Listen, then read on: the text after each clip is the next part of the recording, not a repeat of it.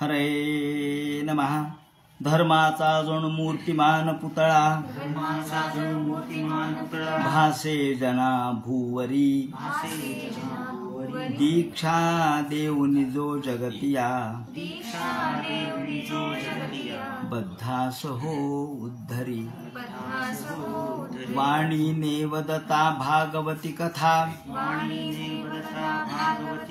व्यासा प्रति भासला तो हा गुरुश्री जनार्दन असा पाटांगणी शोभला। सद्गुरुनाथ महाराज की जय।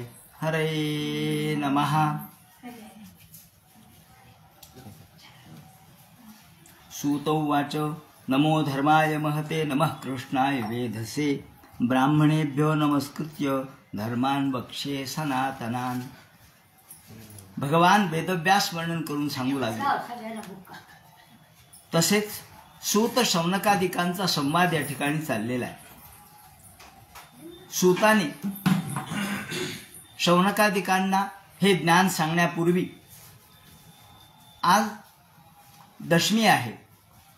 भागवताचा या ठिकाणी समाप्ती या शब्दाचा अर्थ असा आहे की एवढ्या चातुर्मास्यापुरती केवळ आपल्या व्रताची सांगता या दृष्टीने समाप्ती हा अर्थ इथे घ्यायचा आहे। आज ही व्रताची सांगता आहे आणि या सांगतेच्या निमित्तानं भागवत ग्रंथामधल्या 12व्या स्कंधातील जे 12 आणि 13 असे 2 अध्याय या ठिकाणी घेण्याची परंपरा आहे।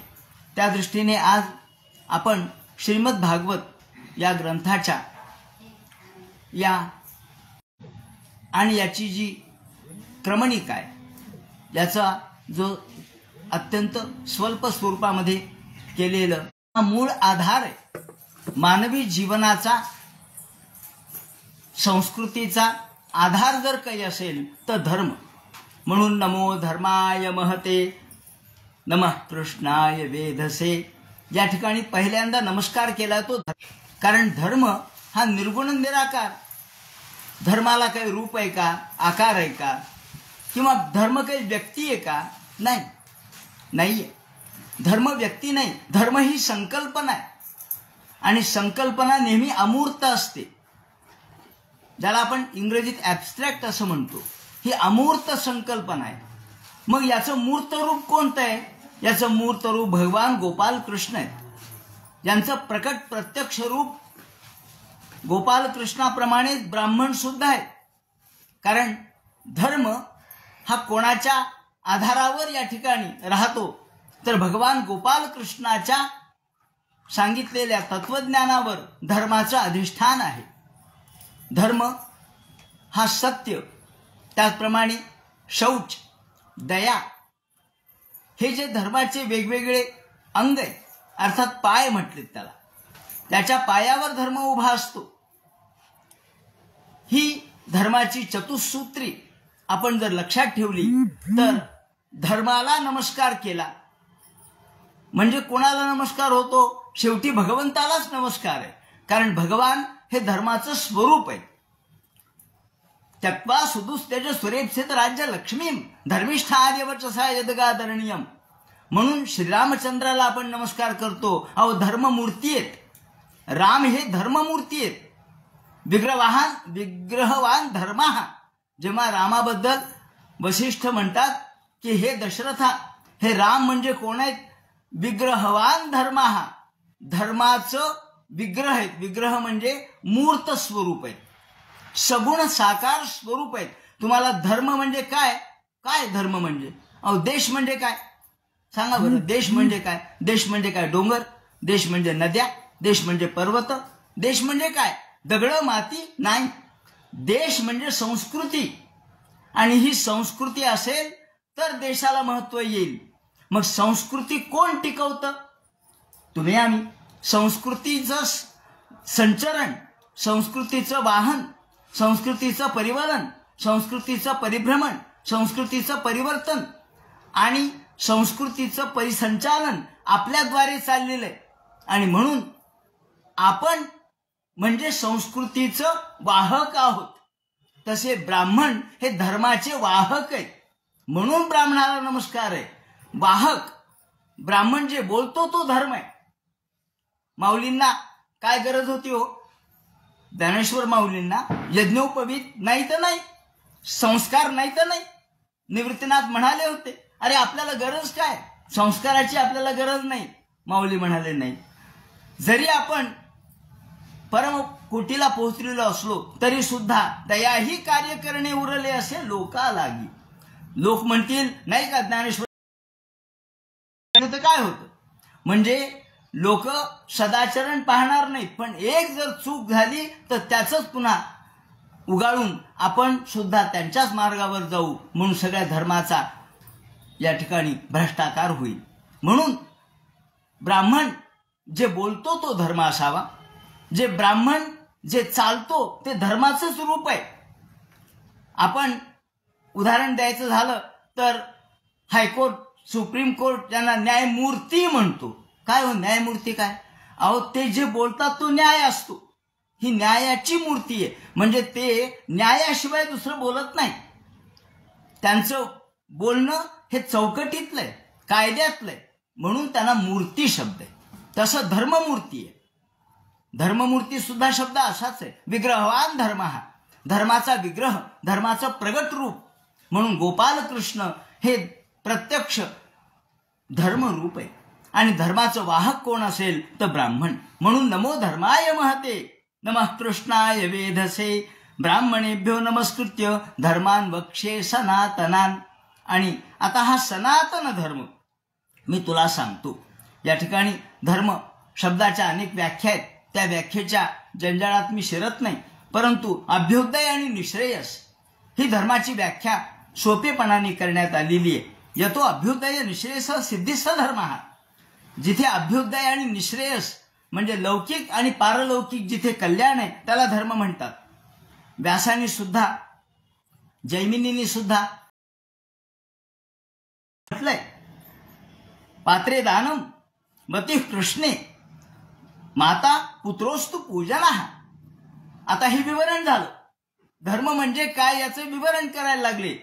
पात्रे दानम, सत्पात्री दान करा, हा धर्मच आहे.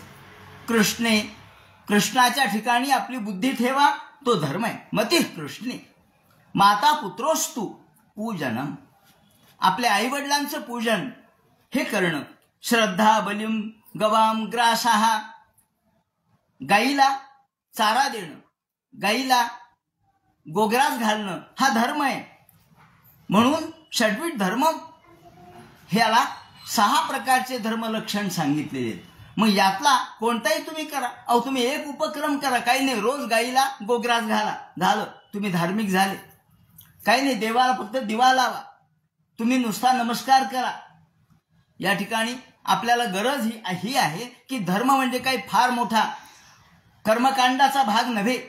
धर्माचरण करायचं म्हणजे मोठे काही देव्हारे माजवायचे नाहीत. कालच महाराजांची चर्चा झाली तेव्हा ते म्हणाले की तुम्ही बसल्या जागी आम्हाला धर्म करता आला पाहिजे, हे तुम्ही तुमच्या ग्रंथातून लिहा. समाज आता विन्मुख होऊ लागलेला आहे. समाज केवळ धर्माच्या नावाखाली स्तोम माजू लागलेला आहे. तर धर्म काय आहे, धर्माचं रहस्य काय आहे ते तुम्ही सांगा. शास्त्र कोणतं आहे तर वेद आहे. अहिंसा, सत्य, असत्य हे सगळे धर्माचे.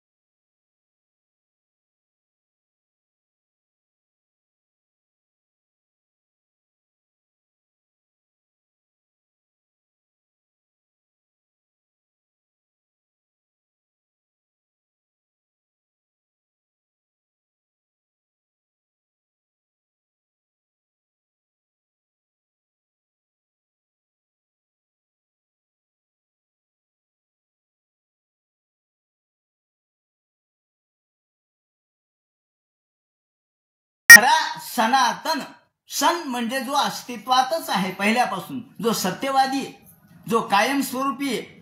सदाभाव सनातना, सनातन शब्दाचा अर्थ ज्याच्यामध्ये सत स्वरूप सांगितलेला आहे. सत, सन शब्द हा अनेक वचनार्थी आहे. सत सतौ संतः, या ठिकाणी सत शब्दापासूनच सन म्हणजे अस्तित्वात असणे, कायम असणे. संस्कृतमध्ये या अशा पद्धतीच्या अनेक व्युत्पत्ती सांगता येतात. त्याप्रमाणे सनातन म्हणजे कायम अस्तित्वात असलेला, जो त्याच्यापासून अलग करूच शकत नाही, ज्याला एकमेकांच्या पासून आपल्याला वेगळं करता येत नाही, असा जो धर्म आहे. असं जे लक्षण आहे धर्माचं, जसं अग्नी आहे, अग्नीपासून उष्णता आपण दूर करू शकतो का? नाही, आम्हाला उष्णता बाजूला करा ना, अग्नी बघू द्या. ते म्हणे अहो असं नाही होणार, कारण अग्नीचा धर्म उष्णता आहे. धर्म काय, तो त्याला चिकटूनच आलेला असतो. म्हणून धर्म शब्दाच्या अर्थामध्ये एकरूपता अपेक्षित आहे. अग्नीचा जसा उष्णता हा धर्म आहे, सा परानुरक्तीरीश्वरे. आणि म्हणून धर्माचं स्वरूप सांगताना भक्तीला महत्व दिलंय, कारण भक्ती ही सहज घडते, साठी कोणती खटाटोप करायची गरज नाही. सा ती परानुरक्ती ईश्वरे, जो ईश्वराबद्दलची पर म्हणजे आत्यंतिक अशा प्रकारची अनुरक्ती, अशा प्रकारची सद्भावना, अशा प्रकारची प्रेमभावना, त्याला या ठिकाणी धर्म म्हणता येईल. 5 स्वरूपाचं अनुसंधान त्या ठिकाणी सांगितलेलं आहे. कोणतं? परस्वरूप कसा, तो स्वस्वरूप जीव कसा आहे, त्यानंतर ही माया कशी आहे, आवरण विक्षेपात्मक कशी आहे, त्याचे उपाय काय आणि फलस्वरूप काय, हे धर्माचे गुण, द्रव्य, क्रिया, जाती याचं वर्णन वराह पुराणामध्ये करण्यात आलेलं आहे. आणि ज्याप्रमाणे आपण अग्नीचं वर्णन करतो त्याप्रमाणे ही धर्माय महते, हा सनातन धर्म पहिल्यापासून अस्तित्वात आहे. ज्या वेळेला भगवान हंसाने ज्ञान सांगितलं सनक सनंदन सनातन सनत कुमारांना, तेव्हापासून अस्तित्वात असलेला हा धर्म आहे. आणि तो कधीच शिळा होत नाही, तो नेहमी ताजा आहे, नेहमी नवीन आहे, नेहमी अत्यंत कायमस्वरूपी टिकलेला आणि चैतन्य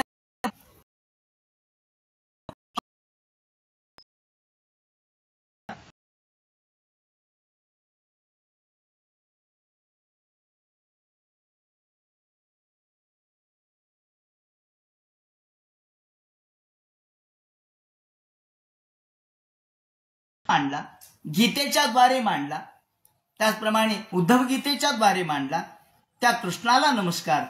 आणि या धर्माचं वहन करणारे जे ब्राह्मण आहेत, कारण ब्राह्मणांच्या जवळ मंत्र आहेत आणि हे वेद मंत्र धर्माचंच प्रतीक आहे. त्यामुळं वेद मंत्र, मंत्रज्ञ ब्राह्मण. पण ब्राह्मण शब्द म्हणजे अर्थ काय हे आता आपण भागवत वाचल्यानंतर आपल्याला कळेल. कितीतरी ठिकाणी बळीच्या वेळेला सुद्धा वामनांनी सांगितलं की जो ब्राह्मण केवळ वसवस करतो त्याचं तेज नष्ट होतं, त्याची संपत्ती नष्ट होते. जो केवळ आपल्या स्वतःला स्वार्थापुरता विचार करतो तो ब्राह्मण असूच शकत नाही. म्हणून कृष्णाने सुद्धा उद्धवाला ब्राह्मण असतो ते देहोयम क्षुद्रकामाय नेष्यते कृच्छ्राय तपसेचेह प्रेत्यानंत सुखायच, अशा पद्धतीची भाषा वापरलेली आहे की ब्राह्मणाने कष्ट केले पाहिजेत, ब्राह्मणाने परिश्रम केले पाहिजेत आणि ब्राह्मणाने केवळ सुखार्थ विचार करता कामा नये, परार्थ विचार केला पाहिजे. म्हणून असे ब्राह्मण लोभी नसलेले, निर्लोभी, अल्पसंतुष्ट, जो संतुष्ट आहे त्याला सुखमया दिशा असं वर्णन भागवतकारांनी कितीतरी ठिकाणी केलेलं आहे. तेव्हा सगळं भागवत या ठिकाणी मी 4 महिने सांगितलं, तेव्हा त्यातलं तत्व फक्त आज उद्घाटित करायचंय. या दृष्टीने ब्राह्मणेभ्यो नमस्कृत्य, त्या ब्राह्मणाला नमस्कार आहे. असे जे निरीच्छ आहेत, निरभिमानी आहेत, कोणत्याही प्रकारच्या द्रव्याच्या लोभाची अपेक्षा न करणारे, अशा ब्राह्मणांना ज्यांच्या जवळ वेद ज्ञान आहे, नुसतं वेद म्हणजे शब्दज्ञान नाही, शब्दज्ञाने केला नाश तुकाराम महाराजांनी म्हटलंय. शब्दज्ञानाने नाही, अर्थज्ञान, तात्पर्य ज्ञान, त्यातलं शब्दामध्ये असलेला अर्थ, अर्थामध्ये असलेलं तात्पर्य आणि तात्पर्याचा संकेत ज्याला कळतो तो ब्राह्मण. या दृष्टीने असा ब्राह्मण माझं दैवत आहे असं भगवान म्हणतात. धर्मान वक्ष्ये सनातनान, असा धर्म मी तुला सांगतो. आणि एतद्वः कथन विप्रा विष्णोश्चर्यम अद्भुतम भवद्भिर्यदं पृष्ठो नराणां पुरुषोचितम, ज्या धर्माचं वर्णन भागवतामध्ये केलेलं आहे असा हा भागवत ग्रंथ कसा आहे हे त्यांनी पुढे सांगितलेलं आहे. त्याचे विवरण आपण करू. किंवा हा भागवत ग्रंथ कसा आहे, या भागवत ग्रंथाच्या बाबतीत सांगायचं तर एक शास्त्रीय ग्रंथ आहे. केवळ काव्य नाहीये, काव्य आहे, साहित्य आहे, लालित्य आहे, त्याचप्रमाणे सुंदर अशा प्रकारचे श्लोक आहेत, रचना आहे, अनेक अशा प्रकारचे सुंदर वेगवेगळ्या पद्धतीच्या वृत्तरचना आहेत. हे सगळं आहे, परंतु याच्याही पलीकडे त्याच्यामध्ये जे तत्वज्ञान आहे ते तत्वज्ञान एक शास्त्रीय ग्रंथ म्हणून जर पाहिला तर शास्त्रीय ग्रंथाचं वैशिष्ट्य काय असतं. शास्त्राने सांगितलंय उपक्रमोपसंहारो अभ्यासो पूर्वता फलम. उपक्रम, उपसंहार, अभ्यास, अपूर्वता, फल, अर्थवाद, उपपत्ती, लिंग आणि तात्पर्य हे 6 लक्षणं असतात. हे 6 लक्षणं भागवतामध्ये आपल्याला तंतोतंत पाहायला मिळतात. याचा अर्थ काय हो, एका 2 मिनिटांमध्ये सांगतो की उपक्रमोपसंहारो, उपक्रम म्हणजे सुरुवात आणि उपसंहार म्हणजे शेवट. ज्याची सुरुवात आणि शेवट एक असला पाहिजे. एक सुरुवात एक केलीये, शेवटी एकीकडे गेले, मग काय अर्थ राहिला. सांगायचे जे तत्वज्ञान त्याला एक ताणता पाहिजे. या ठिकाणी सुरुवातीला त्यांनी भागवताबद्दल सांगताना ही परमहंस संहिता कशी आहे, सत्यम परं धीमहि म्हणून सांगितलंय. आणि शेवट करतानाही सत्यम परं धीमहि हा शेवट केलेला आहे. इथे उपक्रम आणि उपसंहार हा एक झालाय. म्हणजे जसं गाणं चाललं म्हणजे स्वर, पेटीचा स्वर, गायकाचा स्वर आणि तबला हे एका तालासुरात पाहिजेत. आणि तिघांचे 3 वेगळे चालले तर काय ते गाण्याचा आनंद आहे का. तसं शास्त्रीय ग्रंथामध्ये सुद्धा आहे. सुरुवात कशी आहे, शेवट कसा आहे, याला उपक्रमोपसंहारो म्हणतात. आणि अभ्यासो अपूर्वता फलम. अभ्यास आणि अपूर्वता. अभ्यास म्हणजे पुन्हा पुन्हा, या ठिकाणी पुन्हा पुन्हा भक्तीचं लक्षण सांगितलंय. अहो किती वेळेला भक्तीबद्दल वर्णन आहे, किती ठिकाणचे, किती वेगवेगळ्या प्रकारचे. भक्तीचं लक्षण सांगताना कपिल महामुनी वेगळं सांगतात. वेगळं म्हणजे भक्ती तीच आहे, वेगळ्या शब्दात सांगतात. उद्धव वेगळं सांगतो, अर्थ तोच आहे, पण प्रत्येकाचं म्हणणं तेच आहे, पण वेगवेगळ्या शब्दात शेवटी तिथंच आलेलं आहे. उद्धव सांगतो, प्रल्हाद सांगतात. प्रल्हादानी नवविधा भक्तीचं वर्णन केलंय, ध्रुवानी सांगितलंय, प्रल्हादानी सांगितलंय, पृथूनी सांगितलं, कोणी सांगितलं नाही.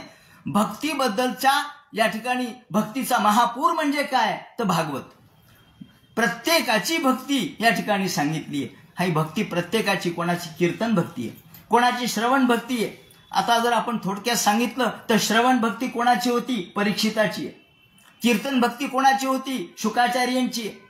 कीर्तन भक्ती आहे, श्रवण भक्ती आहे, निधिध्यासन भक्ती आहे, पादसंवहन भक्ती आहे. बळीनी सर्व स्वार्पण केलं.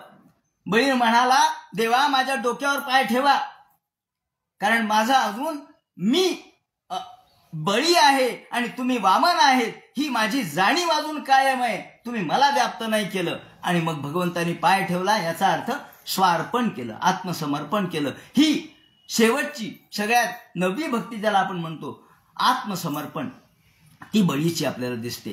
त्याचप्रमाणे लक्ष्मीची पादसंवहनाची भक्ती. आणि या भक्तीचा महापूर जर आपल्याला पाहायचा झाला तर तो दशमस्कंदात पाहायला मिळतो. अशा पद्धतीने कितीतरी भक्तीचे वेगवेगळे रूप, वेगवेगळे प्रवाह आपल्याला या भागवतामध्ये पाहायला मिळतात. म्हणून याला काय म्हणतात तर अभ्यास. अपूर्वता फलम. यात अपूर्वता सांगितली आहे. कोणती अपूर्वता आहे ते म्हणतात ही पारमहंस संहिता आहे. पहा, प्रत्येक अध्यायाच्या शेवटी पारमहंस संहितायाम. काय हो पारमहंस संहिता, परमहंस, हंस हंसाय विद्महे परमहंसाय धीमहि तन्नो हंस प्रचोदयात. हंस म्हणजे प्रत्यक्ष ईश्वर. हंस म्हणजे हंसन्नाम सदाशिवा, असं वर्णन आपल्याला वेदामध्ये आलेलं दिसतं. हंसन्नाम सदाशिवा.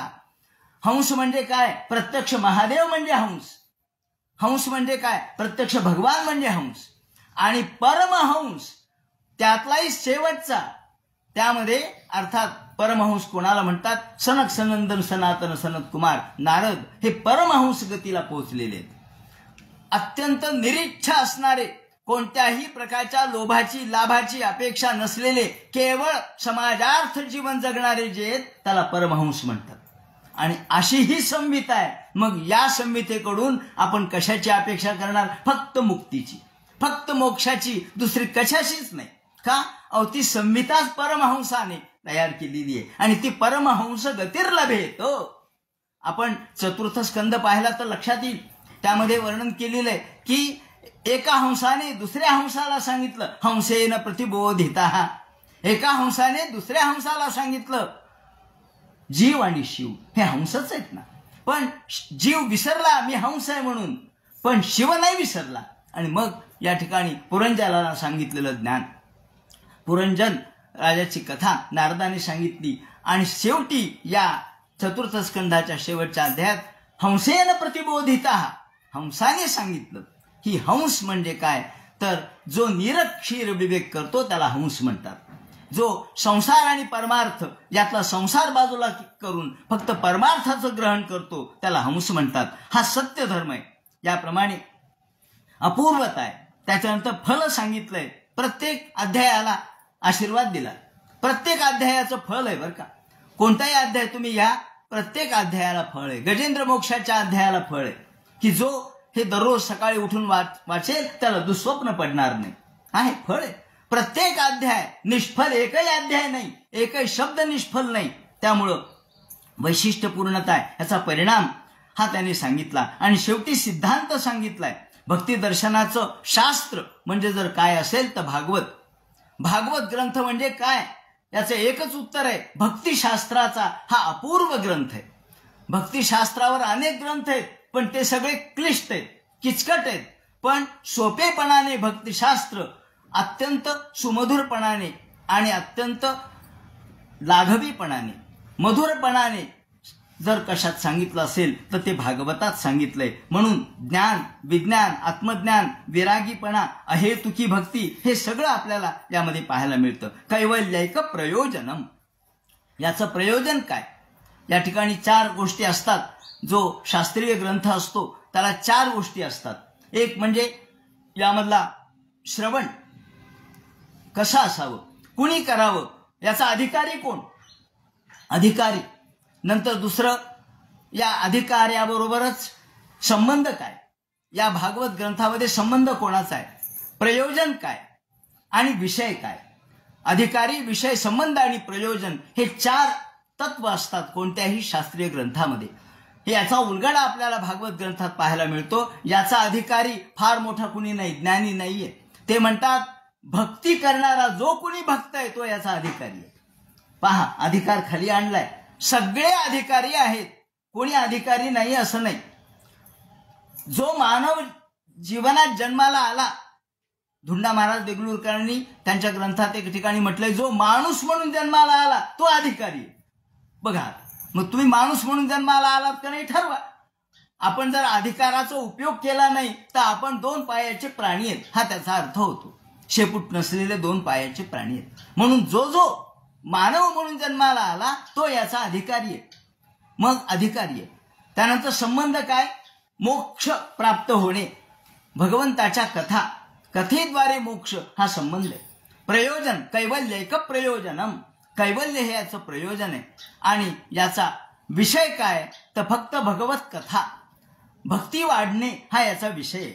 याप्रमाणे अहेतुक्य प्रतिहता, अहेतुकी भक्ती वाढणं हा याचा विषय आहे. याप्रमाणे ते म्हणतात की या भागवत ग्रंथाचं वैशिष्ट्य जर सांगायचं झालं तर आता आपण 4 महिने हे भागवत ऐकलं.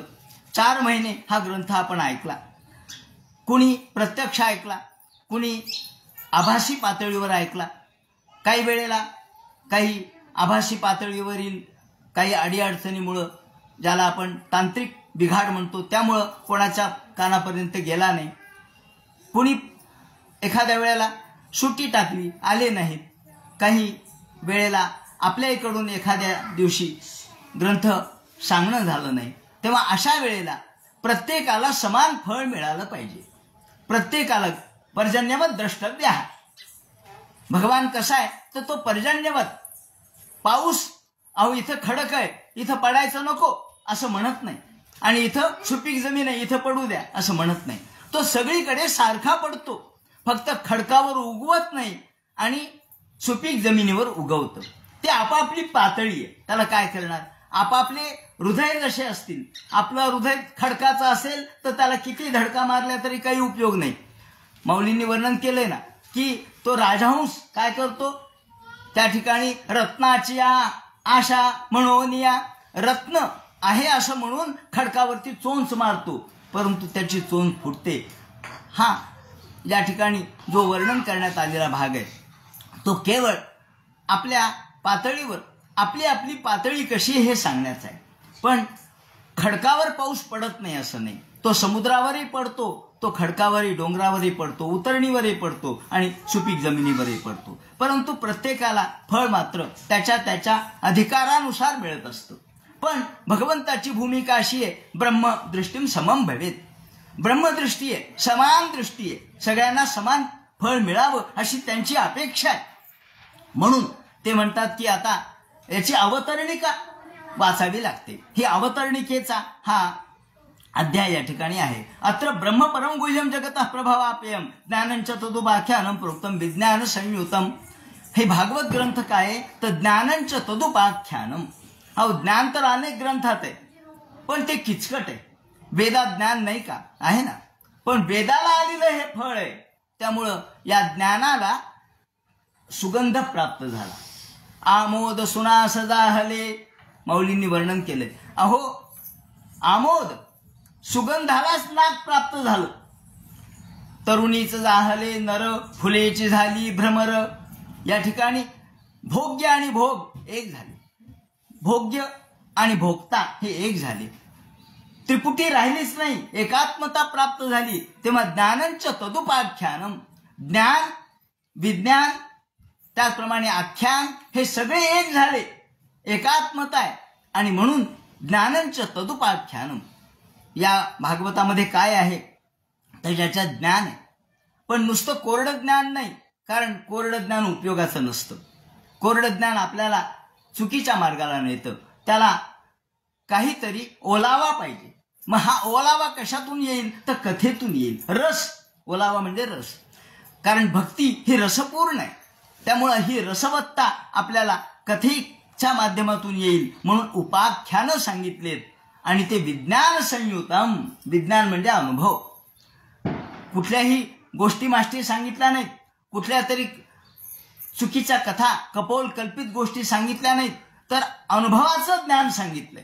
आणि हे अनुभवाचं ज्ञान शेवटी आपल्याला उपयुक्त ठरतं. म्हणून त्यामध्ये ज्ञान भक्ती आणि वैराग्य हे एकात्मता यांची आपल्याला दिसते.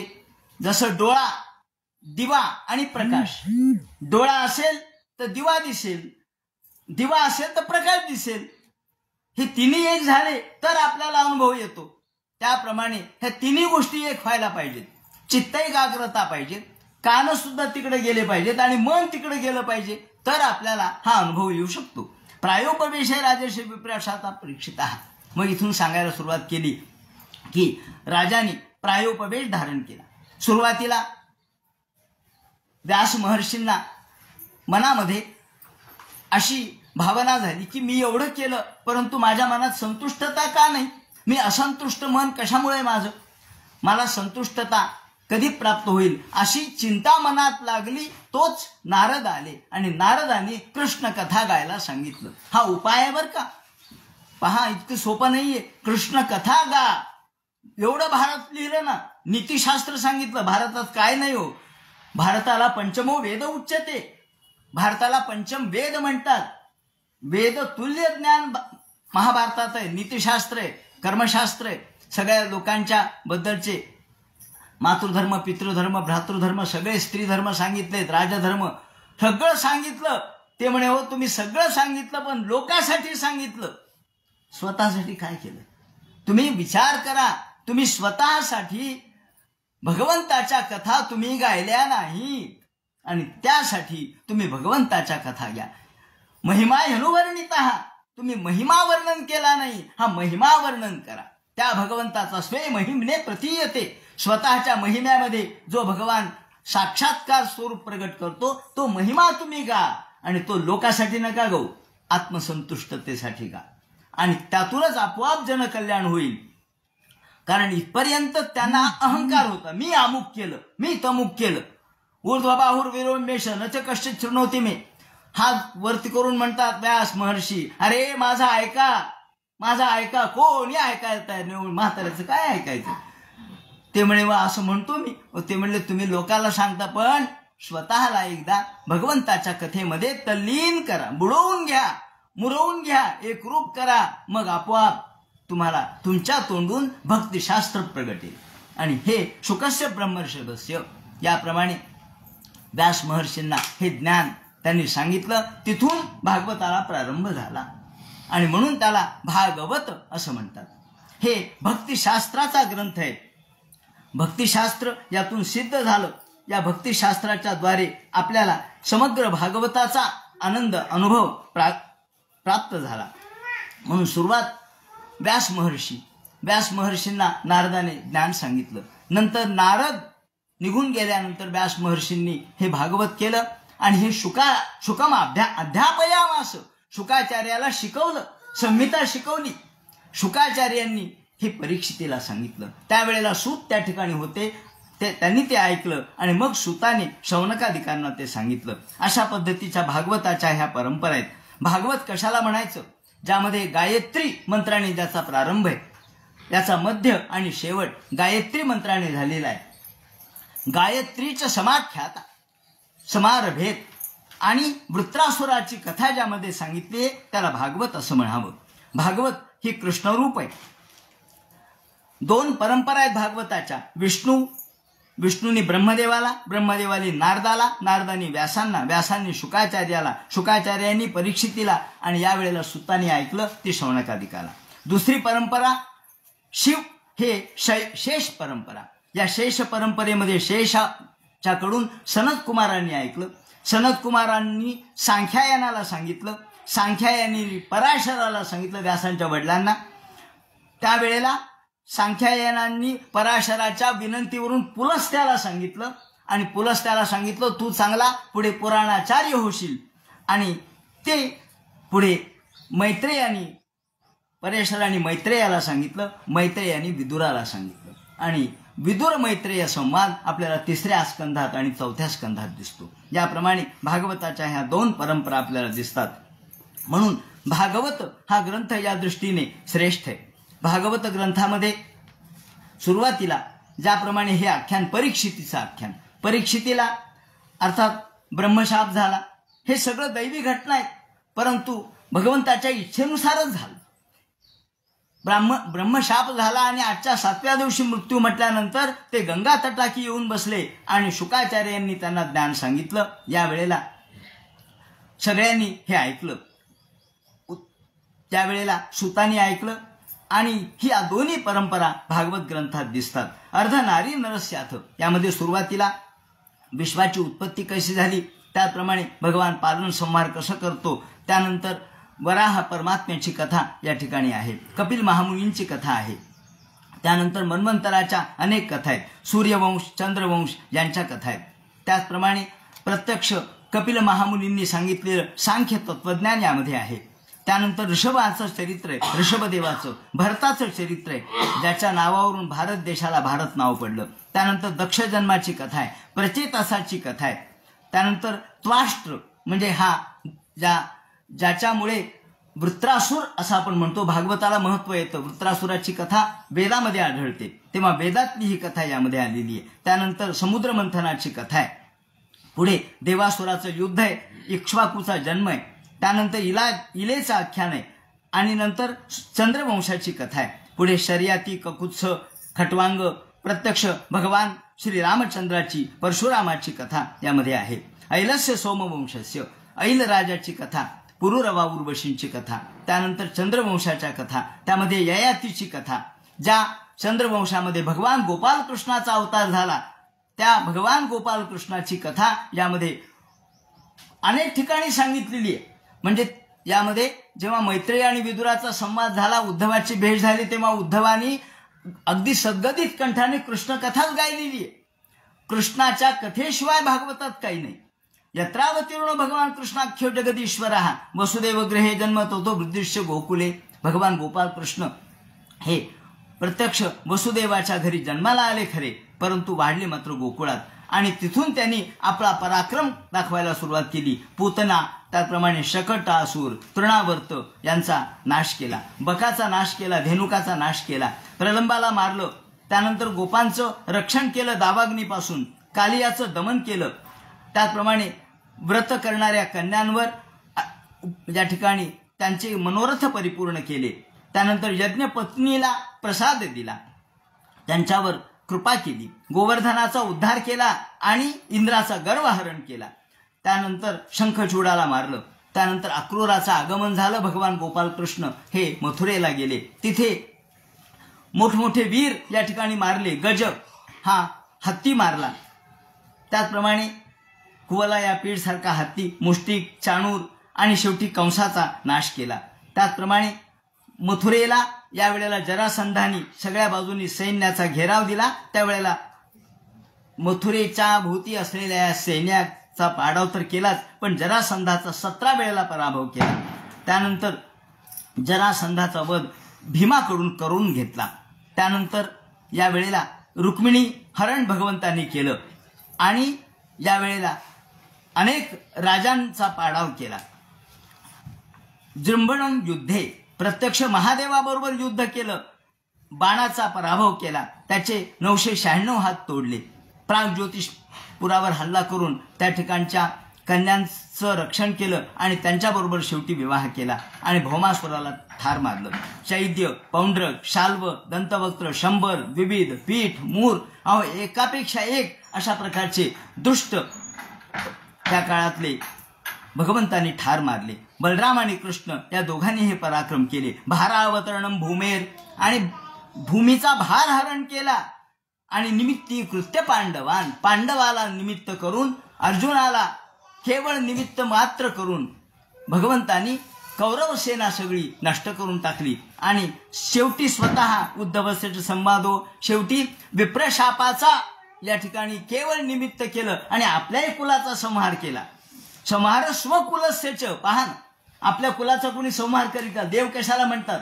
याला देव म्हणतात. नाही तर आपण आपल्या मुलाबद्दल आपली भावना कशी असते, नाही नाही याला नको, बाकीच्यांचा नाश होऊ द्या, तर आपल्या मुलाचा वरती कुठला आघात नको. पण कृष्णाने हे ओळखलं की हे यादव पुढे जड होतील, भारी होतील, त्यापेक्षा यांच्यातच यादवी घडून यांनाच शेवटी नष्ट करावं. याप्रमाणे आपल्या केवळ इच्छा मात्रे भगवंतांनी हे केलं, म्हणून त्याला देव म्हणतात. उद्धवाशी संवादो वासुदेवस्तात भूता, शेवटी उद्धवाशी संवाद करून ज्ञान या ठिकाणी सांगितलं. आणि चतुर्विध प्रलयश्च या ठिकाणी पुढे भगवंतांनी या उद्धवाला ज्ञान सांगून हा प्रसार पुढे बदरिकाश्रमाकडे जाऊन करायला सांगितलं. त्यानंतर भगवंतांनी या निजधाम गमन केलं. युग लक्षण वृत्तिश्च कलो नृणामुपप्लवाः, पुढे या 11व्या स्कंधानंतर पुढे 12व्या स्कंधाला सुरुवात करतात. त्यामध्ये चतुर्विध प्रलय सांगितले, युगलक्षणं सांगितले, त्याचप्रमाणे मार्कंडेयाची कथा सांगितली, तसेच याज्ञवल्क्याची कथा सांगितली. आणि त्यानंतर या 12व्या स्कंधामध्ये परीक्षित मुक्त झाले. परीक्षितेला शेवटी मुक्ती मिळाली, कारण आता त्याच्या मनामध्ये सिद्धोस्म्यहम गृहीतोस्मी, मी सिद्ध झालो, मी तुमच्या अनुग्रहामुळे, तुमच्या कृपेमुळे मला आता ममत्व राहिलं नाही, इथपर्यंत त्याची अवस्था झाली आणि तो मुक्त झाला. अशा भगवंतांनी अनेक पराक्रम केले. महापुरुष विन्यास सूर्यसिजगतात मनाहा, त्यानंतर मार्कंडेयाची कथा, ऋग्वेद, यजुर्वेद, सामवेद, अथर्ववेद हे 4 भाग कसे झाले ते सांगितलं. भगवंताच्या कथा हा भागवताचा विषय आहे. लीलावतार कर्माणी कीर्तन हे सर्वशः या भागवत ग्रंथामध्ये लीलावतार सांगितलेले आहेत आणि हे लीलावतार वेगवेगळ्या पद्धतीने सांगितले. चतुर्व्यूहोपासना या ठिकाणी सांगितलेली आहे. चतुर्व्यूहोपासना म्हणजे 4 व्यूह कोणते, तर वासुदेव, प्रद्युम्न, अनिरुद्ध आणि संकर्षण हे 4 व्यूह आहेत. आपल्याला 24 नावं घेताना हे नावं येतात, आपल्याला वाटतं त्यात काय, सोपेच आहे, पण हे चतुर्व्यूहोपासना आहे. 4-4चा एक गट आहे. यामध्ये वासुदेव हे विश्वात्मक आहे, वासुदेव सर्वमिती असं म्हटलेलं आहे. प्रद्युम्न म्हणजे तेज आहे, अनिरुद्ध म्हणजे निरवरोध आहे आणि संकर्षण म्हणजे आकर्षण आहे. हे जगाचे तत्व आहेत सगळे. त्याचे चारचा एक गट आहे. संज्ञानम, अज्ञानम, विज्ञानम, प्रज्ञानम, मेधा, धृती, मती, धृती, मनीषा, ज्योती, स्मृती, संकल्प, क्रतु, ऋतू, वश, सर्वे पे तैव तानी. याला प्रज्ञानस्थानामध्ये यानी भवंती असं म्हटलं. हे सगळे प्रज्ञाचे नाव आहेत, बुद्धीचे नाव आहेत. तेव्हा असा हा चारचे गट आहेत. त्यानंतर चित्त म्हणजे वासुदेव आहे. अहंकार, अहंकार म्हणजे वाईट अर्थाने अहंकार नाही, हा अहं तत्व जे आहे. कारण अहंकार असल्याशिवाय मी हे करायला तयार होतो किंवा करू लागलो, ही जी वृत्ती आहे ती अहंकृतीशिवाय येऊ शकत नाही. म्हणून अहंकार म्हणजे वाईट अर्थाने अहंकार अर्थ घ्यायचा नाही, तर इथे अहंकृती, ही जी अहंकृती आहे तो संकर्षण आहे. मन हा अनिरुद्ध आहे आणि बुद्धी हा प्रद्युम्न आहे. त्याचे उपव्यूह पुढे सांगितलेत. वासुदेव याचा उपव्यूह केशव नारायण माधव हे उपव्यूह आहेत. प्रद्युम्नाचा त्रिविक्रम वामन आणि श्रीधर हे उपव्यूह आहेत. त्याचप्रमाणे संकर्षणाचं गोविंद, विष्णू आणि मधुसूदन हे उपव्यूह आहेत. अनिरुद्धाचं ऋषिकेश, पद्मनाभ आणि दामोदर हे उपव्यूह आहेत. ज्याप्रमाणे चतुर्व्यूहोपासना ह्या तंत्रमार्गाचा भाग आहे, आपल्याला तो पाहायला मिळतो. भागवतामध्ये सर्व प्रकारच्या परंपरांचा समन्वय आहे. त्यामध्ये सगळ्या प्रकारच्या परंपरा आहेत. त्यामध्ये वैदिक परंपरा आहे, तांत्रिक परंपरा आहे, त्याचप्रमाणे लौकिक परंपरा आहे. या ठिकाणी अनेक ठिकाणी हा उल्लेख आलेला आहे. कशामुळे? तर लोकांच्या मध्ये संभ्रम होऊ नये. शंकराचार्यांनी म्हटलंय की कोणत्याही माणसाच्या मनात, किंवा गीता सुद्धा बोलते की कोणालाही संभ्रम निर्माण करू नये, संशय निर्माण करू नये. म्हणून सगळ्यांचा समन्वय साधणे हे श्रेष्ठ असतं. तत्व समन्वयात आचार्यांनी हेच सांगितलंय. तत्व समन्वयात सगळे बरोबर आहेत, परंतु सगळे बरोबर असले तरी काही काही गोष्टी चुकीच्या असतात आणि ज्या बरोबर आहेत त्यांचा समन्वय करून आपल्याला पुढे जायचं असतं. म्हणून ते म्हणतात अशा या भागवत ग्रंथ म्हणजे प्रत्यक्ष भगवंत असल्यामुळे या भागवत ग्रंथामध्ये भगवान श्रीकृष्ण रूप आहे. ग्रंथातच सांगितलंय की यद्वै भागवतम शास्त्रम भगवत रूप उच्यते. हे भागवत शास्त्र आहे आणि यात भगवंताचं रूप शब्द रूपाने आपल्याला दिसतं. प्रथम स्कंध म्हणजे भगवंताचे पाय जाणूपर्यंतम. त्यानंतर द्वितीय स्कंध म्हणजे मांड्या आहेत. तृतीय स्कंध म्हणजे नाभी आहे. चतुर्थ स्कंध म्हणजे उदर आहे. पंचम स्कंध हृदय आहे. षष्ठ स्कंध म्हणजे बाहू आहे. सप्तम स्कंध म्हणजे मुख आहे. अष्टम म्हणजे डोळे आहेत. नव म्हणजे कपोल आहे. दशमो दशन म्हणजे दात. दशमो दशनोच्यते असं म्हटलंय. दशमस्कंद म्हणजे दात आहेत भगवंताचे. आणि 11वा जो स्कंद आहे तो मन आहे. सर्वेंद्रिय नियंतृत्व मन एकादश स्मृतः. कारण सगळ्यावर नियंत्रण मनाचं आहे म्हणून 11. कारण 11वं मन आहे ना. 10 इंद्रिय, 11वं मन आहे म्हणून 11वा स्कंद हा मन आहे. आणि 12वा हा परमात्मा स्वरूप आहे. काल व्याल मुखग्रास त्रास निर्नाश हे तवे. या ठिकाणी त्यांनी विवरण केलंय की परीक्षिती मुक्त झाला. हो, परीक्षितीला काय चावलं म्हणून सांगितलं त्यांनी. त्याला 7 दिवसानंतर सर्प चावणार होता. हो, कोणता सर्प आहे? संसार सर्प द्रष्टव्यम विष्णुरात ममू मुचत. संसार रूपी सर्प. आणि मग हा संसार रूपी सर्प कोणाला चावला नाही? आपणही परीक्षितीच आहेत, फक्त आपल्याला ज्ञान नाही.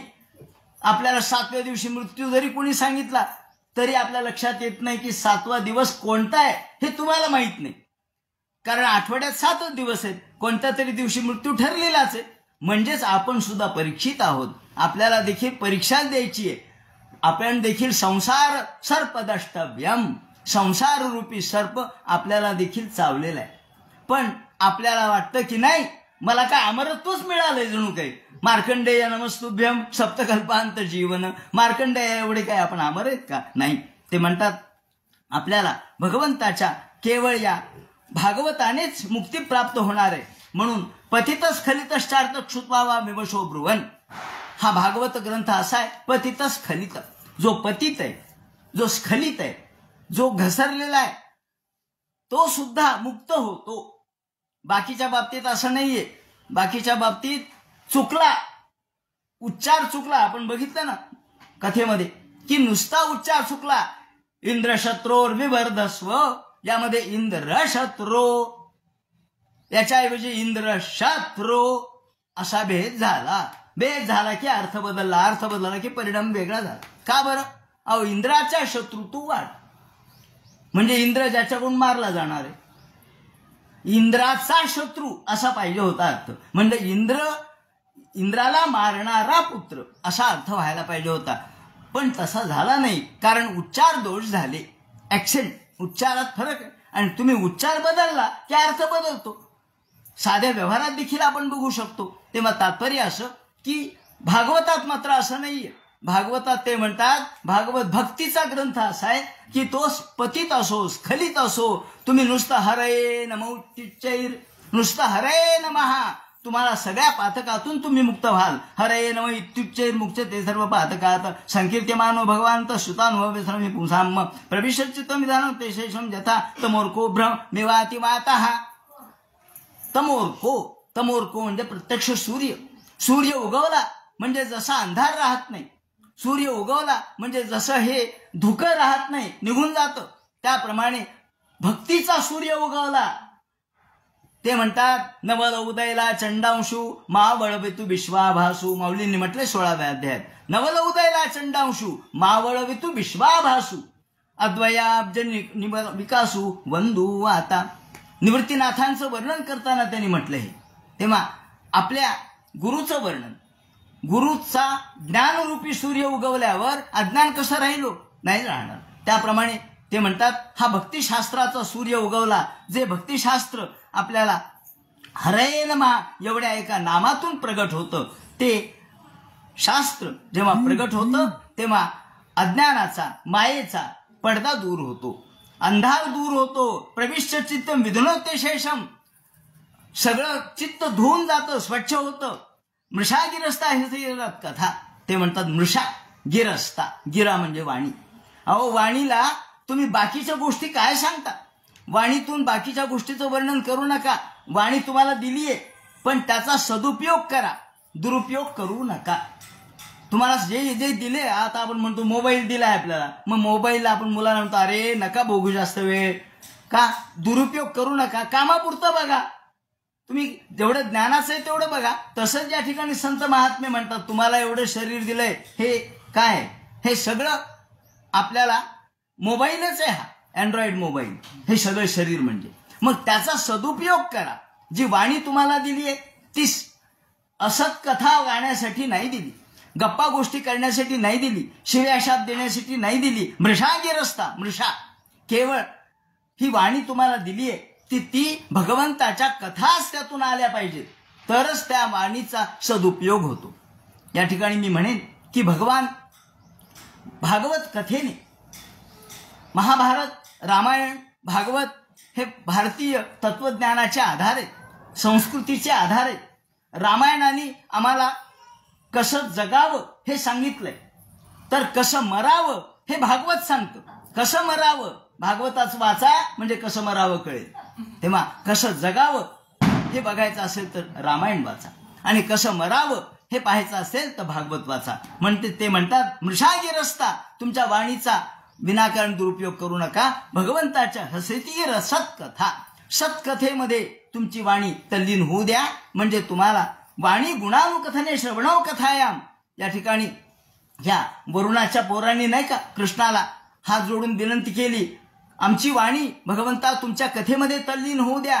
वाणी गुणानुकथने श्रवणव कथायाम. आमच्या 2 कानांनी आम्ही तुमच्या फक्त कथाच ऐकाव्यात, आमच्या पायाने आम्ही फक्त मंदिराकडेच जावं आणि हाताने तुमची पूजा करावी, एवढंच आम्हाला द्या. ही जी स्वतःच्या देहाची इतिकर्तव्यता आहे, या ठिकाणी भागवतकारांनी आपल्या जीवनाची इतिकर्तव्यता काय ते सांगितलंय. कशामध्ये आमचं भागवत, आमचं जीवनाची परिसमाप्ती आम्ही करावी. जीवन तर सगळ्यांनाच मिळतंय हो, जीवन कोणाला मिळालं नाही, सगळ्यांनाच मिळतंय. पण जीवन मिळाल्यानंतर मिळालेल्या जीवनाचा सदुपयोग जो करतो तो पुढच्या पदावर जातो, जो करत नाही तो आला आला आणि गेला गेला, याच्या पलीकडे काही होत नाही. म्हणून ते म्हणतात सतीर सत्कथा न कथ्यते यद्भवदोक्षजाः तदैव सत्यम तद्वैव मंगलम तदैव पुण्यम भगवत गुणोदयम. तेच पुण्यकारक आहे. ज्या क्षणी तुम्ही भगवंताकडे वाटचाल करायला लागाल त्या क्षणी तुमच्यामध्ये पुण्याचा उदय झालाच म्हणून समजा. यदहैव विरजेत तथैव प्रवरजेत. ज्या वेळेला तुम्हाला वैराग्य निर्माण होईल म्हणून झडझडून वहिला निघ आणि भक्तीची ये लागे वाट. माऊलींनी म्हटले ज्या क्षणी मनामध्ये आता आपण भागवत वाचावं, आता आपण भागवत ऐकावं, लगेच सुरुवात करा. आता नाही, तिथी बरोबर नाही, वेळ बरोबर नाही, शनिवारच आहे, पण दुसरीकडे जायचंय, वेळच नाही, असे कंथा सांगू नका. का तदोहैव मंगलम, तेच मंगलकारक आहे, तो तीच घडी शुभ आहे. म्हणून ज्या घडीला तुम्ही भागवत कथेकडे वळाल ती घडी शुभ आहे. तदैव सत्यम तदोहैव मंगलम तदैव पुण्यम भगवत गुणोदयम. भगवंताचा गुणोदय झाला की तेच पुण्यकारक आहे, तेच रम्य आहे, तेच रुचिर आहे, तेच नवीन आहे. तदैव शश्वन मनसो महोत्सवम. शश्वन, शश्वन शब्द कायम, कायम मनाचा महोत्सव जर कशामध्ये असेल, मनाचा महोत्सव म्हणजे काय, मनाचा आनंद. मनाला दुःखच होणार नाही, मनाला आनंद प्राप्त होण्याचे एकमेव साधन काय असेल तर भागवत. ते म्हणतात शश्वन. हा शाश्वत म्हणजे कायम, कायम स्वरूपी आम्हाला मनाचा महोत्सव करायचा असेल. हा उत्सव तर चाललेलाच असतो. काय दिवे लावायचे काय, त्याप्रमाणे फुलं माळा लावायच्या काय, त्याप्रमाणे फटाके उडवायचे काय, हा उत्सव झाला. हा बाह्य स्वरूपाचा झाला. पण मनातला उत्सव कोणता आहे, आनंद. कारण हेच आपलं आनंद, हे आपलं निधान आहे. त्यामुळं ते म्हणतात हा शश्वन. तो 4 दिवसाची दिवाळी नाहीये ही. दिवाळी येतील निघून जाते पुन्हा पुढच्या वर्षी. ते म्हणतात शश्वन, कायम स्वरूपी असलेला महोत्सव म्हणजे भक्ती आहे. तदैव शश्वन मनसो महोत्सवम तदैव शोकार्णव शोषणम नृणाम यदुत्तम श्लोक यशोनुगीयते. तेव्हा शोकाचा अर्णव नष्ट करणारं हे भगवंताची कथा आहे. बाकीचे सगळ्या कथा निरर्थक आहेत आणि त्यामुळं जगामध्ये दुसरं काहीच पवित्र नाही. तद्भांश तीर्थ न तु हंस सेवितम. बाकीचे सगळे गटार गंगा आहेत. त्या गटार गंगेमध्ये कधी हंस जाणार नाहीत. कावळे जातील, कावळे गटारात किडे खातील, पण हंस मात्र खाणार नाहीत. हंस मौक्तिक खातात. मौक्तिक म्हणजे मोती आणि मौक्तिक म्हणजे मुक्ती. तेव्हा मुक्ती आमच्या मनाच्या राजहंसाला मुक्तीची गरज आहे. त्याला मुक्ताफळ खाऊ द्या तुम्ही, त्याला फक्त या गटारीमध्ये लोळू देऊ नका. तेव्हा यत्राच्युतस्तत्र हि साधवो मला स वाग विसर्गो जनताग संप्लवो यस्मिन् प्रतिश्लोक मबद्धवत्यपि नामान्यनंतर शेषंकिताने शृण्वन्ति गायन्ति गृह्णन्ति साधवा. या ठिकाणी भक्तीचं शास्त्र कुठं आहे ते इथे आहे. भक्तीचं शास्त्र सांगितलंय बेडे वाकुडे गायीन परी तुझाच म्हणवीन. नाही हो, मला उच्चारच जमेना. एखादा असतो बोबडा, तो म्हणतो मला रामच म्हणता येईन, लांब लांब म्हण, लांब लांब म्हण. उच्चार तुझा जमत नसला तरी मनात तर राम आहे ना. हो, मनात राम आहे.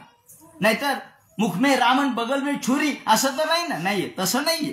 राम म्हणायचंय पण म्हणता येत नाही. मग असू द्या, म्हणायला सुरुवात करा. येईल. मला वाचता येत नाही, मला भागवत श्लोक जमत नाहीत. बद्धवत्यपि अबद्ध आला असू द्या, म्हणजे अबद्ध येऊ द्या सुरुवातीला. याचा अर्थ अबद्धच वाचावं असं नाही, पण सुरुवातीला नाही उच्चार आले तरी चालतील. सुरुवात करा. गीता पठण करा. नाही आलो सुरुवातीला काय अवघड आहे हो श्लोक म्हणे, काय जमस ना. अवघड आहे का? तुकडे तुकडे करून वाचा. थोडे थोडे थोडे वाचा. एका उच्चारात जमणार नाही. पुन्हा पाठांतर करा, पुन्हा संथा घ्या, एक एक शब्द पाठ करा. सुरुवातीला नाही आला पण सुरुवात करा, हे त्यांना म्हणायचंय. सुरुवात करा. निदान आपण सुरुवात केली तर बरोबर आपण जाऊ.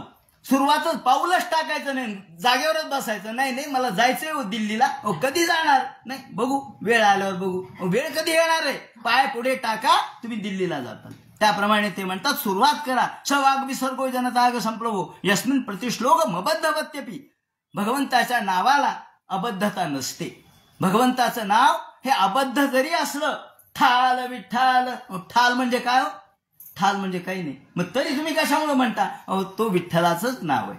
ते म्हणतात ठाल विठ्ठल जरी म्हटलं तरी ते विठ्ठलाचंच नाव आहे. अरे अरे विठ्या, मूळ मायेच्या कारट्या, तुझे गेले मडे, तुझं पाहुणी काळ रडे. का हो जनाबाई शिव्या देते? हो, पण त्या शिव्या सुद्धा पवित्रच आहेत. कारण ज्या अंतःकरणातून दिल्यात ना, तिथे तिचा पवित्र भाव आहे. तिचा भक्तीचा भाव आहे एवढा की तिचा हक्क आहे पांडुरंगावर, म्हणून ती शिव्या देते, प्रेमातून देते. म्हणून ते म्हणतात भगवंताच्या नावाला अमंगलता नसते. शृण्वन्ति गायन्ति गृह्णन्ति साधवा. साधू हे त्यामध्ये तल्लीन होतात, नाचतात, गातात, उड्या मारतात. लोक माझ्याकडे पाहतील, मला काय म्हणतील, माझं तोंड वाकडं झालं, लोक हसतील का, हसू द्या. माझ्याकडे पाहतील, मला नाचताना म्हणतील हा नाचायला लागला, म्हणू द्या. लोकांची काळजी करू नका. ते म्हणतात नाही, लोकांचा विचार करू नका. गायन्ति गृह्णन्ति साधवा. नैष्कर्म्यमप्यच्युत भाववर्जितम. परंतु भाव ठेवा. नैष्कर्म्य आहे परंतु भाव वर्जित आहे, तर त्या नैष्कर्म्याला अर्थ नाही. म्हणून नैष्कर्म्यमप्यच्युत भाववर्जितम न शोभते ज्ञानमलम निरंजनम. ज्ञान सुद्धा भक्तियुक्त असेल तर ते श्रेष्ठ आहे. कुतः पुनः शश्वत भद्रमीश्वरे हे कर्म यदप्युत्तमम. याप्रमाणे भगवंताचं हे यदुत्तमम, हे श्रेष्ठ दर्जाचं भगवंताचं कर्म, हे आपण जे जे करतो ते भगवंताला समर्पित केलं की त्याची अमंगलता नष्ट होते. तुम्ही काही अर्पण करा देवाला, पण तुम्ही काय करता, वाईट तेवढं देवाला देता, दुःख तेवढं देवाला सांगता. फक्त आपण म्हणतो ना की सौख्यात नाठवे हरी, दुःखात रोज हरिपाठ. दुःखामध्ये हरिपाठ आहे रोज. का म्हणले दुःख आहे, देव म्हणतो मला फक्त दुःखच सांगतो, सुख सांगतच नाहीस. तेव्हा सुख आणि दुःख दोन्ही समर्पित करा, म्हणजे त्यामध्ये अमंगलता राहत नाही. म्हणून संसार भगवंताच्या चरणावर समर्पित करा, म्हणजे संसारातली अमंगलता राहणार नाही, संसार मंगल होईल. त्या ठिकाणी यशस्त्रियामेव परिश्रम परो वर्णाश्रमाचारतपशुदादिषु. त्या ठिकाणी आम्हाला बाकीचे कशाची गरज नाही. भगवंताच्या गुणानुवादन हे आम्हाला श्रेष्ठ वाटतं. म्हणून यूयं द्विजाग्र्यावत भूरी भागा, हे प्रायोपवेश जो यांनी धारण केला आणि ते मुक्त झाले. महात्म्यं वासुदेवस्य. भगवंताची कथाच अशी आहे की जी मुक्त करणारी आहे. अशी ही मुक्त करणारी कथा भगवंताची, ज्या परीक्षितीला मुक्त त्यांनी केलं. प्रायोपवेश नृपते परीक्षित असं महतांची शृण्वताम. बाकी त्यांनी ऐकली आणि हे मुक्त झाले. अशी भागवत कथा जो ऐकेल, जो श्रद्धापूर्वक अंतःकरणाने ऐकेल, अशी एक या ठिकाणी एक बरोबर योग्य ठिकाणी शब्द वापरलाय, ज्याला आपण खुंटी मारणे म्हणतो किंवा ज्याला एक पाचर म्हणतात, ज्ञानबाची मेख म्हणतात. कोणती? श्रद्धावान. श्रद्धा पाहिजे. तुम्ही अश्रद्ध माणसांनी भागवत ऐकलं, अहो मी इतके दिवस ऐकतो, पण हसण्यापुरतं, काही नाही, हसायला मिळतं म्हणून, गप्पा ऐकायला मिळतात म्हणून, मग असं नाही चालणार. श्रद्धापूर्वक तुम्ही भागवत ऐका, तर त्याला मग ते द्वादशी असो एकादशी असो त्याला आयुष्य प्राप्त होईल. जो अनशन राहून भागवत वाचतो तो अपातकी अर्थात पुण्यात्मा होतो. पुष्करा, मथुरा, द्वारवती या ठिकाणी संहिता जो वाचतो तो सगळ्या भयातून मुक्त होतो. देवता मुने सीता पितरो मनोवन नृपा यच्छन्ति कामान गणत शृणुते असे कीर्तनात. याप्रमाणे ऋचो युजुन सामानी ते म्हणतात या भागवताचं फळ काय, तर मधुकुल्या घृतकुल्या पयःकुल्याश्च तत्फलम. मधुकुल्या, घृतकुल्या किंवा पयःकुल्या याचं जे फळ आहे ते या भागवताचं फळ आहे. त्यामुळं पुराण संहिता या ठिकाणी जी भागवतात सांगितली ती भागवतामधली सांगितलेली संहिता. भागवत हा ग्रंथ इतका श्रेष्ठ आहे ते म्हणतात की कलीचा सगळा मळ नष्ट करणारा हा भागवत आहे. इतर सर्व पुराणामध्ये भागवत श्रेष्ठ आहे. भागवत ही भगवंताची वाङ्मय मूर्ती आहे आणि त्यामुळं मत्स्यपुराणामध्ये वर्णन केलेलं आहे. यत्राधिकृत्य गायत्रीं वर्णिते धर्मविस्तराः वृत्रासुरवधोपेतं तद्भागवतमिष्यते. गायत्र्याच्या समारंभात तद्वै भागवतं विदुः. गायत्री मंत्राने ज्याची सुरुवात झाली त्याला भागवत म्हणतात असं स्कंद पुराण सांगतं. मत्स्यपुराण सांगतं अंबरीश शुकप्रोक्तम, ज्यामध्ये अंबरीशाची कथा सांगितली आहे, आणि शुकप्रोक्तम भागवतम, शुकाने सांगितलेलं भागवत नित्यम भागवतम शृणु असं म्हटलंय. अंबरीश शुकप्रोक्तम नित्यम भागवतम शृणु असं पद्मपुराण सांगतं. भागवताचे 10 वैशिष्ट्ये सांगितलेले, तेव्हा 10 अत्र सर्गो विसर्गश्च स्थानं पोषण मुतयः या प्रमाणे भागवताचे लक्षणं सांगितलेत. बाकीचे पुराण हे 5 लक्षणाचे, पण भागवत मात्र 10 लक्षणाचे आहे. याची चर्चा आपण आपल्या चातुर्मास्यामध्ये केलेली आहे. म्हणून हे भागवत धर्म, भागवत ग्रंथ शुक परीक्षिताचा संवाद म्हणून ज्या ठिकाणी आलेलं आहे, हे भागवताचं ध्येय काय, तर हा नरदेह आपल्याला पुन्हा पुन्हा प्राप्त होणार नाही. त्यातून आपल्याला मुक्त व्हायचं असेल तर भागवत ऐकलं पाहिजे. भोग आपल्याला जीवनामध्ये चाललेलेच आहेत. आयुर्हरति मम पुंसाम, रोज सूर्य उगवतो आणि मावळतो आणि आमचं आयुष्य हरण करतो, परंतु आपल्या जीवनाचे एकमेव सार्थक काय असेल तर भागवत श्रवण. त्याप्रमाणे धर्माचं तत्वज्ञान भागवतात आहे. भागवतात काय नाही. आजच्या नव्या दृष्टीने विचार केला तर भागवतामध्ये अर्थशास्त्र आहे, राज्यशास्त्र आहे, मानसशास्त्र आहे, विज्ञान आहे, खगोलशास्त्र आहे, भूगोल आहे, गणित आहे, लिंग परिवर्तनाची घटना आहे. त्याचप्रमाणे आपल्याला पर्यावरणाचं रक्षण कसं करावं ते प्रचेतसाच्या कथात सांगितलेलं आहे आणि आपल्या मनावर नियंत्रण कसं करावं ते या ठिकाणी सांगितलेलं आहे. ते म्हणतात, अहो आपल्याला या भागवत ग्रंथाने काय एक शिकवलं नाही. भागवत ग्रंथ आपल्याला सर्व शास्त्रामध्ये श्रेष्ठ आहे. सगळ्या प्रकारचं ज्ञान भागवतात आहे. अगदी सगळे सिद्धांत भागवतात आहेत. एकही भागवतात सिद्धांत असा नाही की जो आपल्याला दुसऱ्या शास्त्रामध्ये आज दिसत नाही. अगदी एखाद्या वनस्पतीला जीव आहे जे बोसांनी सांगितलं, जगदीश बोसांनी, ते भागवतात. कारण सुरुवातीचा श्लोक आहे, तरवोभिनेदु होतं सर्वभूत हृदय मुनी मानतोस्मी. तरवोभिनेदु हे काय, तरु सुद्धा बोलू लागले म्हणजे त्यांना जीव आहे. ही शास्त्रीय अशा प्रकारची भूमिका, सगळी शास्त्रीय भूमिका भागवतात कितीतरी ठिकाणी आहे. सूर्य उगवताना आणि मावळताना त्याचा प्रकाश सारखाच असतो. रसतेचे यथारवे हे असं 3-4 ठिकाणी आलेलं आहे. म्हणजे सूर्याच्या तेजात बदल होत नाही.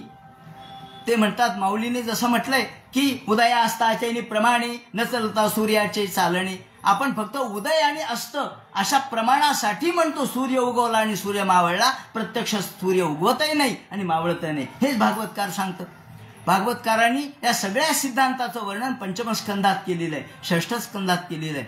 त्याचप्रमाणे वेगवेगळ्या ठिकाणी याचे विवरण केलेले. तेव्हा आता या संबंधी सांगायचं. सूत म्हणतात, शौनकादिका हो यम ब्रह्मा वरुणेंद्र स्तुर्वन्ति दिव्य स्तवेद वेद सांगपद क्रमोपनिषद सामगाः ध्यानावस्थित तद्गतेन मनसा पश्यन्ति योगिनो यस्य अंतर्नविदु सुरासुरगणा देवाय तस्मै नमः. ज्या वेळेला भगवंताला पृष्ठे भ्राम्य दमंद मंदरगिरी ग्रावाग्र कंडू यांना, ज्या वेळेला समुद्र मंथन चाललेलं होतं, भगवंतानी कासवाचं रूप धारण केलं. का तर भगवंताची पाठ खाजवत होती म्हणे, विराट पुरुषाची पाठ. ती कुणी खाजवावी? मग मंदर पर्वताचा त्याने आधार घेतला आणि मंदर पर्वत आपल्या पाठीवर घेऊन त्याचं घर्षण झालं आणि भगवंताची पाठ राहिली. ते म्हणतात, पृष्ठे भ्राम्य दमंद मंदरगिरी ग्रावाग्र कंडू यांना. त्यांचा जो पाठीवरचा जो खाज आहे ती कमी झाली आणि या वेळेला त्यांचे जे श्वास बाहेर पडले ते आमचं रक्षण करू. काय हो याचा अर्थ? काय अर्थ आहे त्याचा? निद्राणो कमठा कृतेर भगवता श्वास अनिला पांतुवाहा. ते श्वास, ते अनिल, ते वारे आमचं रक्षण करोत. अहो यस्य निश्वसितम वेदाः. त्या ठिकाणी भगवंताच्या हृदयातून वेदाची उत्पत्ती झाली.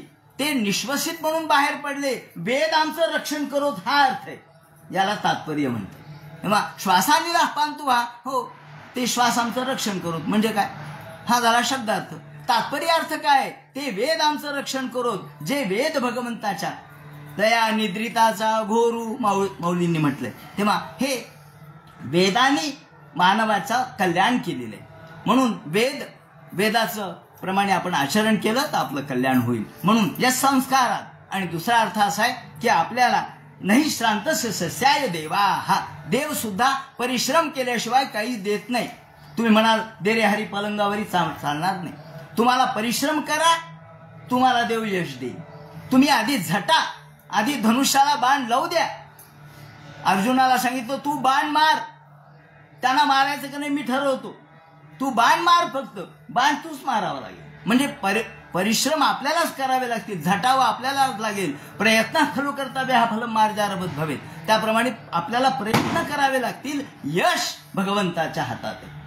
यश आपल्या हातात नाहीये. यश अपयश शुराचा वाटा असो. यातायातमिंद्रजलनाद्यापि विश्राम्यति. याप्रमाणे पुराण संहिता सांगितली, पुराण संख्या सांगितली की दानस्य महात्मन पाठदशी निबोधत. ब्राह्म दशसहस्रे. पाद्मपुराण किती आहे तर 55,000 आहे. विष्णू पुराण 23,000 आहे. शिवपुराणाची संख्या 24,000 आहे. भागवत ग्रंथ 18,000 आहे. नारद पुराण 25,000 आहे, मार्कंडेय 9,000 आहे, अग्निपुराण 15,000 आहे, 15,400 आहेत, भविष्य पुराणाचे 14,500 श्लोक आहेत, ब्रह्मवैवर्त पुराणाचे 18,000, लिंग पुराणाचे 11,000, वराह पुराणाचे 24,000, स्कंद पुराणाची श्लोक संख्या 81,000 आहे, वामन पुराणाचे 10,000 आहे, कूर्म पुराणाचे 17,000 आहे, मत्स्य पुराणाचे 14,000 आहे, 19,000 आहे आणि ब्रह्मांड पुराणाचे 12,000 आहे. अशी व्यास महर्षी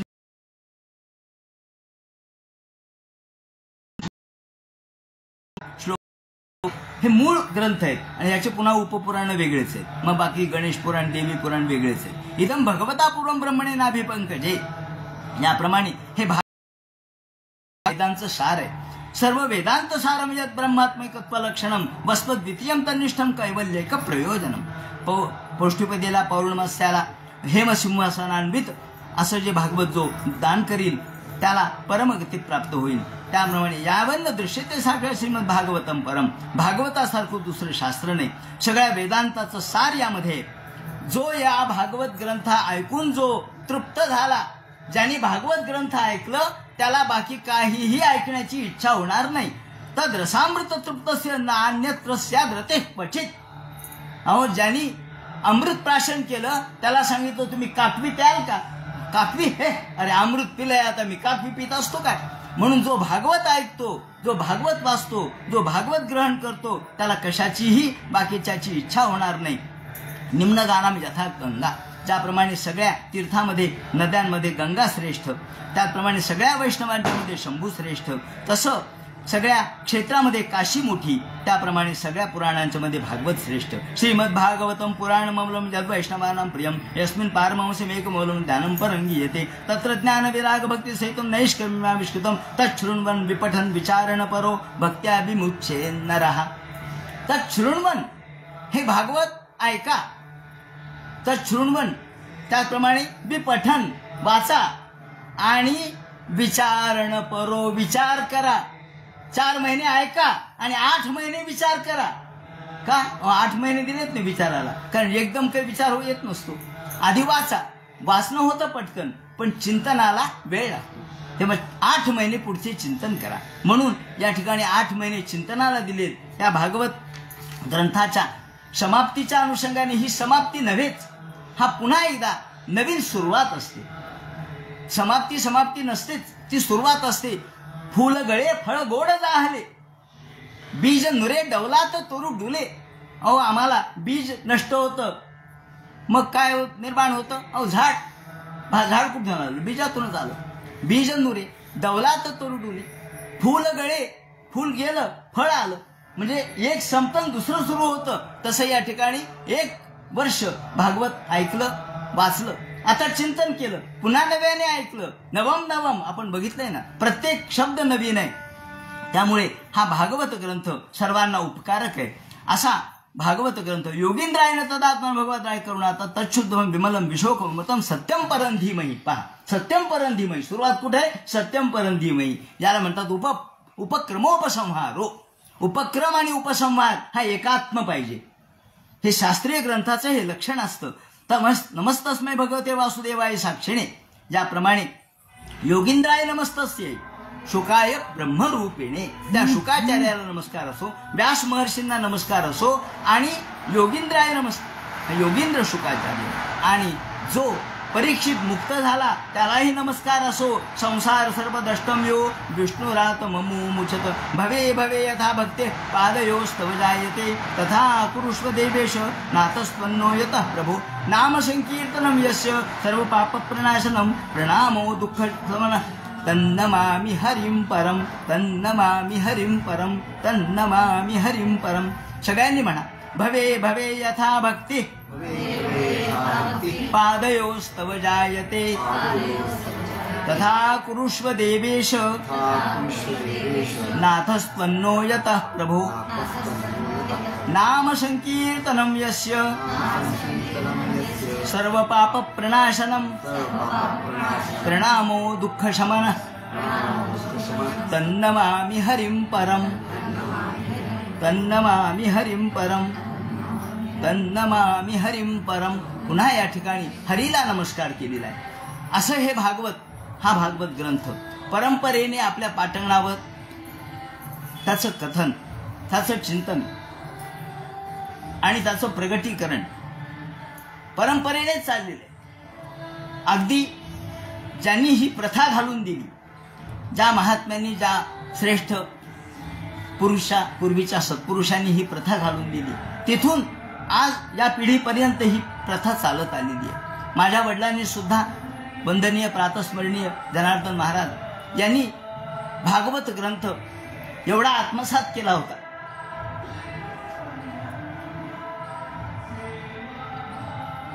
की तो ग्रंथ शेवटपर्यंत त्यांच्या मुखामध्ये होता. आणि कुठेही बसलं तरी भागवत ग्रंथातला कुठलाही शब्द विचारा, तो कुठल्या अध्यायात आहे, कुठल्या स्कंधात आहे, काय उल्लेख आहे त्याच्यात, क्षणामध्ये तो संदर्भ देत असत.